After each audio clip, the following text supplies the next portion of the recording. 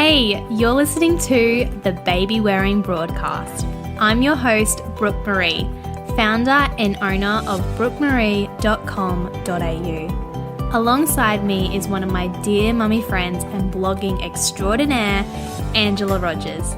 And we're thrilled to be here to share with you light, easy to filter and non-overwhelming information on a vast array of baby-wearing topics, with, of course, personal tales of our own ongoing motherhood roller coaster.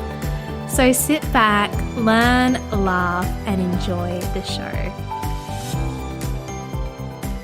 Welcome to episode 11. Today we're tackling a question that gets asked a lot, especially by new baby wearers who might be looking to get their first carrier on a budget and they aren't sure if what they're looking at is too good to be true, because the price might reflect something that isn't kind of the norm for that carrier or that brand, and they might be thinking, is this carrier fake or legitimate? Or maybe they're not even aware that fake carriers exist and that they're just getting a good deal. So for me as a consumer, when I first started my baby wearing journey, for the first kind of 6 months was before I got into Kanga training and kind of became a retailer. So for those first 6 months, I got an Ergo carrier secondhand, but it was from a mum and she'd bought it brand new. So I knew it was legit and came with its box and her receipt where she got it from Baby Bunting and things like that. And then, I don't know, I somehow heard about fakes on the grapevine and I was shocked that there could be fake carriers out there. Like, I thought that was just left for handbags and sunglasses and watches and things that were just materialistic, not things that actually were a safety concern and something of such high importance. It shocked me. And then when I became a retailer, it made me really angry as well that I don't know the complete details around it, but it's just like, why can't this be regulated? How are these people getting away with selling such a dodgy, unsafe, like could cause harm and death at the worst circumstances? Like, how are they even allowed to do this? So it's something that really frustrates me, and I think we are becoming more aware of it. But let's talk a little bit about why we really should avoid fake carriers. Yeah, definitely agree. It's so important to avoid fake carriers. I mean, top of my list in terms of reasons to avoid them, baby carriers hold our most precious cargo. It's not like buying a fake handbag. I mean, I'm pretty sure I've done that in the past. Yes. And that's fine because that fake handbag was just holding my keys and wallet. But a fake baby carrier, it's a little more important that you make sure that your carrier is legitimate because it's holding something that is so, so precious. Mm-hmm. And you need to be 100% confident on safety. And I think, I mean, for me, actually, I bought a secondhand car seat with Eleanor and now I regret it looking back, but I've learned from that. But most people are aware of car seat safety and pram safety and numerous other things, and they make sure that they avoid anything that's going to be secondhand and dodgy. But carriers, I think, are just a little less known, and fake carriers, unfortunately, take massive shortcuts on the materials, the design, the safety. And I actually had a Kanga mum, probably in my first year, and she told me she got a carrier herself. And that's fine. A lot of mums go out and buy carriers. They don't have to buy from me. And that was all good and well. And then about a week later, I got an email from her and she's like, no, I think I need to buy a carrier from you. I got mine from eBay and something really bad happened when I was at home. And she told me that she had her baby in the carrier on the front. It was a Manduka. And she bent down to pick up some washing. And as she bent down, the waist belt just completely undid. And luckily, you know, she's probably holding her baby because she was bending down with him. But it just completely undid. The waist belt just went open. And she was so shocked and felt so naive and ignorant and horrible. She was feeling horribly guilty and stuff. And then she said, I should have realized, you know, it's not even a color that Manduka have actually made before. And there was no legit like security code kind of thing on Manduka carriers. They all come with a registration number. And she said that wasn't there. And anyways, in the end, she got the legit carrier. But that really showed me as well as a retailer that buckles do just come undone and break, and they're probably at the most extreme circumstances, but that's why they're so cheap, because they're not high quality. Wow, that is so full on. And I mean, I read those stories every now and then in the Facebook groups about people who have had just like really suddenly something's gone wrong with their carrier, and it really does often come back to where they bought that carrier from, and is it something that is legitimate or isn't it? Mm-hmm. And if it is legitimate, then, you know, you've got all this amazing after-sales support that, you know, these companies, they want to make sure their carriers are safe. They're going to really take good care of you. And if anything, even the smallest thing goes wrong, like a couple of stitches come undone on the carrier or something, even something that's not necessarily, you know, affecting immediate safety, these companies are so quick to get on top of it, hey? Yeah, definitely. And legit Manduka buckles can every now and then not break mid-use, but maybe just become a bit loose, but that is really, really rare. And if it does happen, Manduka's so quick to fix it up. I've had my Manduka for 3 years now. Not a single issue. I feel like it's as good as new. Like, it's very, very rare. But I mean, these things happen with everything. And yeah, just the material as well. It's really hard to spot a fake carrier. And yeah, I've had most experience with Mandukas, obviously, through Kanga training. And a mum might come who's bought one, and you can just tell they've bought it on a budget and they've gone secondhand, which is totally fine. Totally agree with that. That's what I do as well sometimes. And but it's just flimsy, and the stitching's kind of like above the hood. Normally it's like a circle, and sometimes it's an oval shape, and I've started to be able to pick it up easily, even though it's very hard.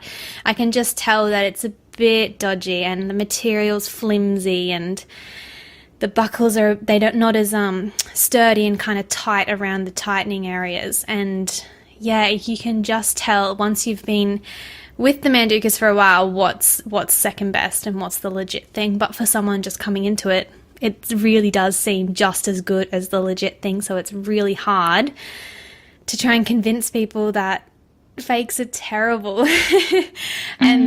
But there is so many other things as well, like if your baby's chewing on it, which they chew on everything, you don't know what kind of material that's been made with, where it's come from, who's done what to it, kind of thing. Whereas most are small companies that are using organic materials or disclosing kind of everything that they do in their factory line, from material to carrier and stuff. So fakes, you just don't know where it's come from and what they've done to it, which is scary when your child's going to be sucking on it.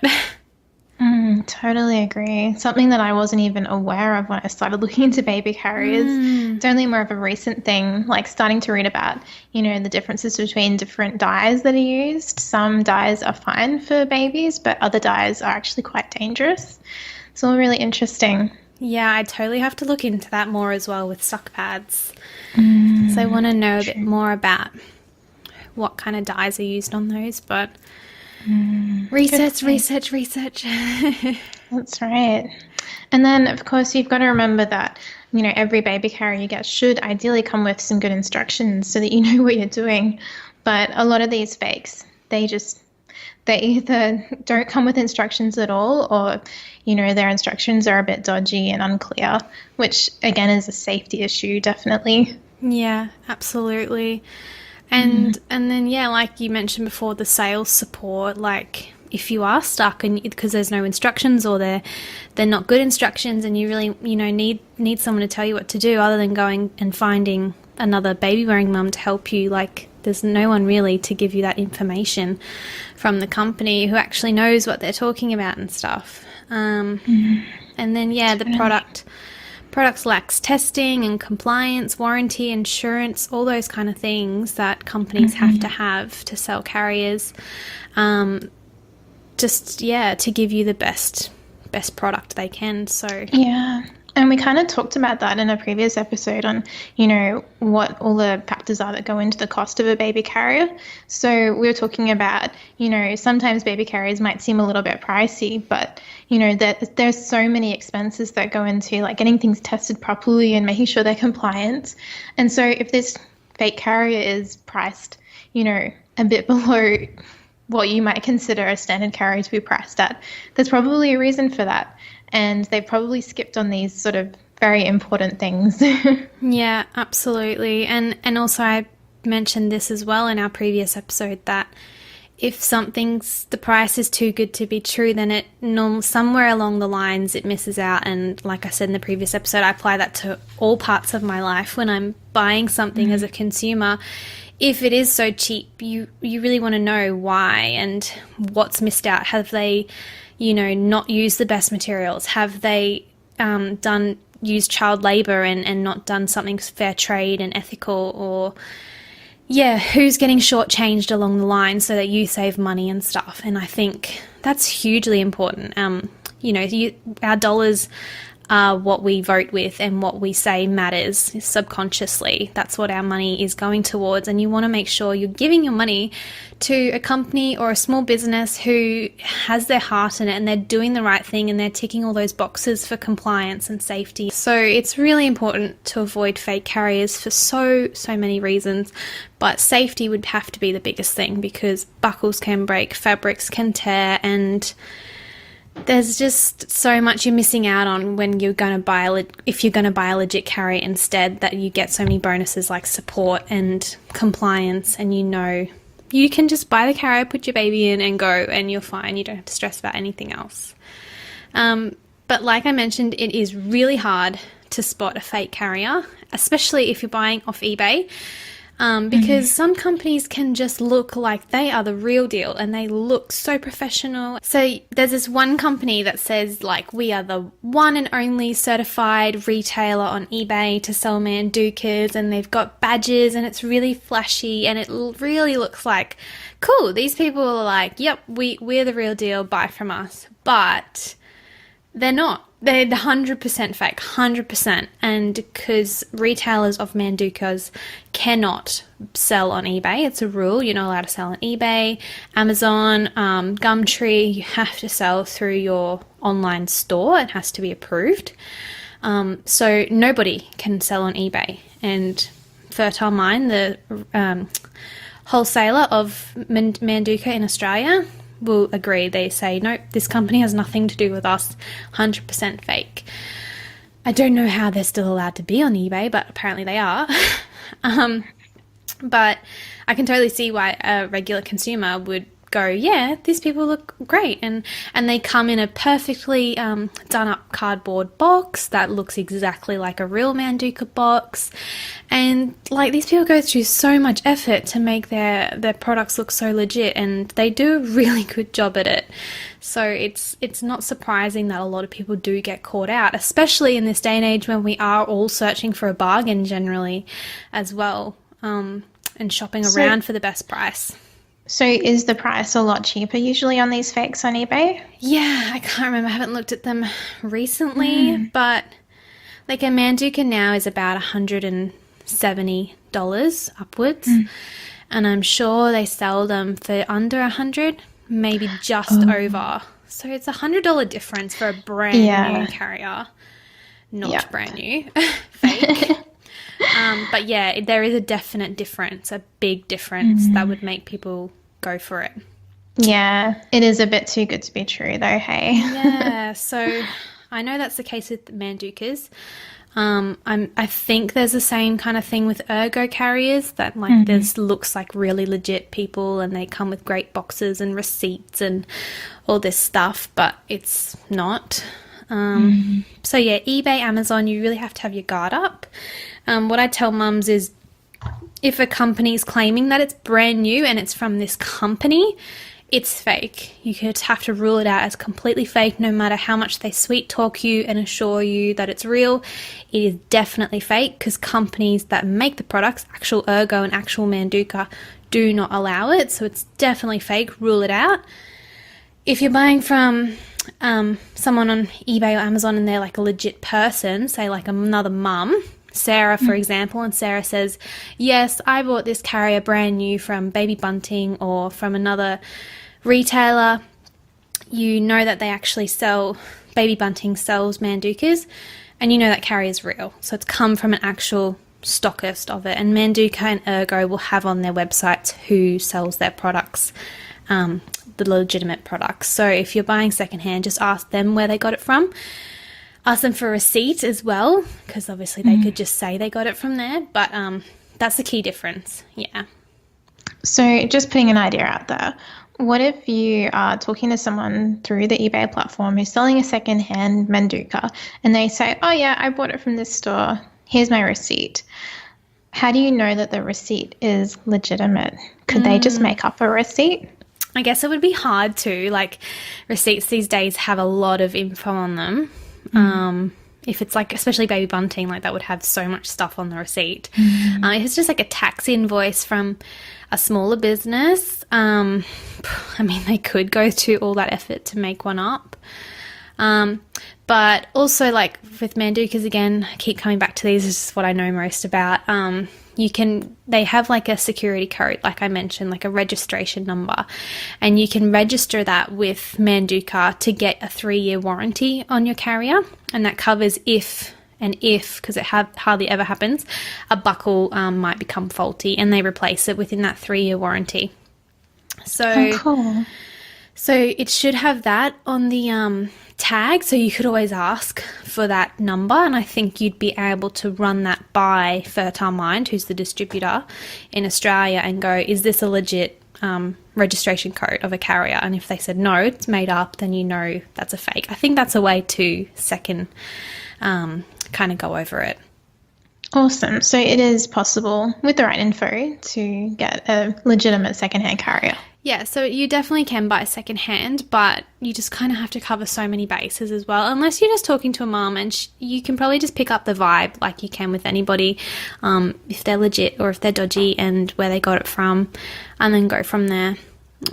So yeah, just being aware when you're buying from secondhand markets, and Gumtree or buy, sell, swap pages are a bit easier, because especially Babywearing ones normally have feedback links and stuff like that. And buy through a platform like PayPal, where you can dispute it if you get a product and it's not what you asked for.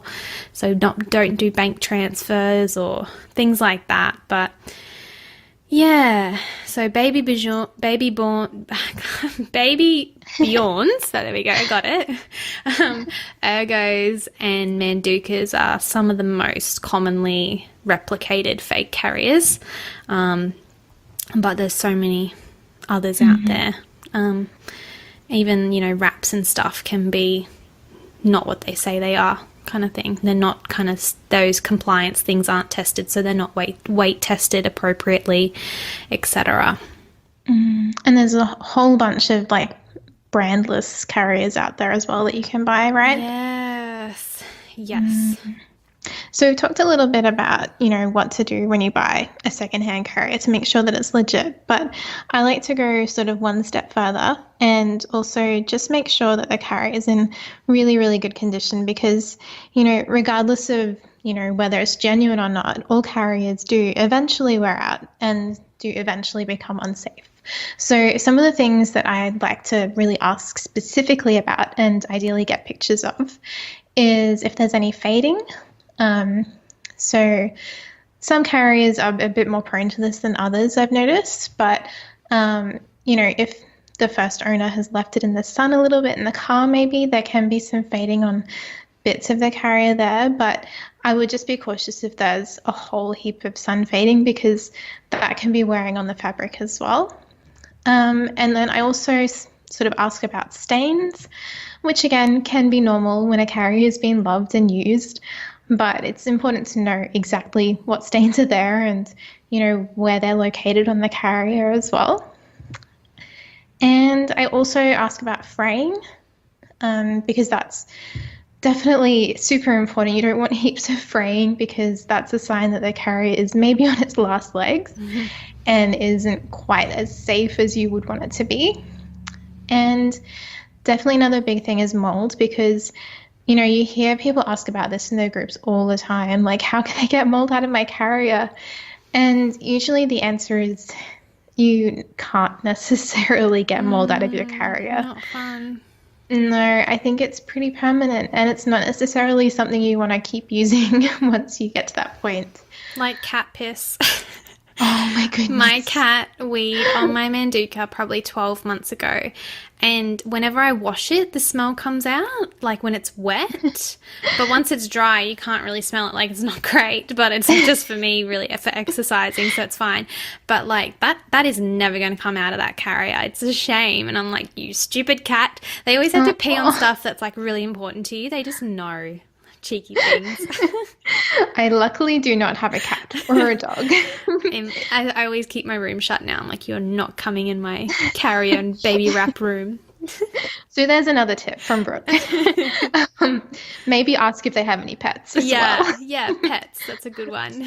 Definitely important. But another thing that I look for is like any condition of the stitching. So has any of the stitching come undone, and are any parts missing? Because some carriers can have like separate little bits and pieces that'll come together, especially if it adjusts for different sizes and different ages. So yeah, whether or not it's legitimate, you still have to look for these other things in a secondhand carrier. Yeah. And of course, always use PayPal to back up your purchase. So in case it's not what you expected, then you can get your money back. Yeah, definitely. And just reminded me of like when people say they come from a pet-free home, smoke-free as well is normally a big one. So something to be mindful of as well if you're not a smoker and you want to make sure that you're not getting a carrier that smells like smoke, because these things like cat wee, they just don't, that smell just doesn't come out. That reminds me. To be mindful of. Yeah, before Nathaniel, my first baby, was born, I actually bought a secondhand pram and it was such a good deal and it looked so good in the pictures, and I was a total noob and I didn't ask about smoke or pets, and I was just really overwhelmed when I went to pick it up because and there were dogs and they clearly smoked. Yeah. And I was like, oh, it's fine. I'm a really optimistic person. It's fine. I'll really give it a good clean. I'll leave it outside for a while. And the smell never, ever came out. And I know some people probably can't smell it, but for people who aren't used to being around those smells, it can be obvious. And then you're so, like we've spoken about before, your mum tuition is just like, if your baby sits in that, suddenly you're like, that's all you can smell on your baby. You're like, this is not okay. You don't smell like my baby anymore, and your nose goes off.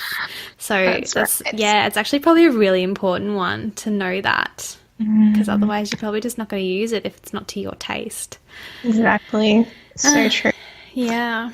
But if you listen to our previous episodes, we spoke about baby wearing on a budget and how you definitely can get your money's worth. It's just about finding it in the right places, trying your options at baby wearing meets, borrowing from friends or a lending library, and just, sussing out your options first before you invest. The market these days is so in your favor. There's so many carriers and wraps out there, especially on the legit secondhand market as well, that the price is usually so low because it's just so flooded.